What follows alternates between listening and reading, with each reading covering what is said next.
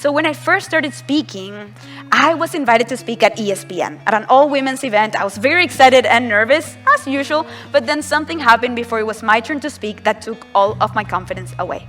The speaker that went right before me was the most exceptional speaker you could think of. So she was witty, eloquent, insightful, experienced, everything you want from a speaker. So the more I heard her present, the more I kept comparing myself to her, until I started to feel like the biggest imposter in the room, hoping not to get caught during my presentation. So at the end of the day, I was ready to go home when the organizer asked me to stay, go to a happy hour event with the attendees, and I was hesitant to go, and so glad that I went.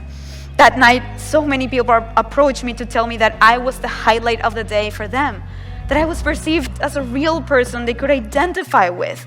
And that's when I realized that my imposter syndrome was making me believe that I needed to be more like Carla to be appreciated, when in reality, I just needed to become myself and own what makes me authentic. So what I learned is that when we compare ourselves, we get to see what everybody else is doing. But when we contrast, we get to see what they're missing.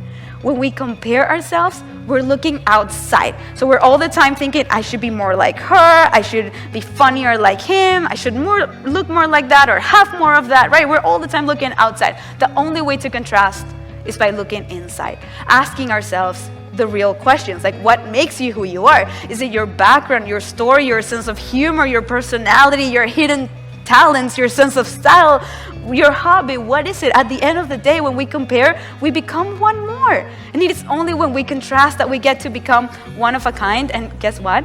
You're already one of a kind. It's just a matter of having that courage to bring that out into the world.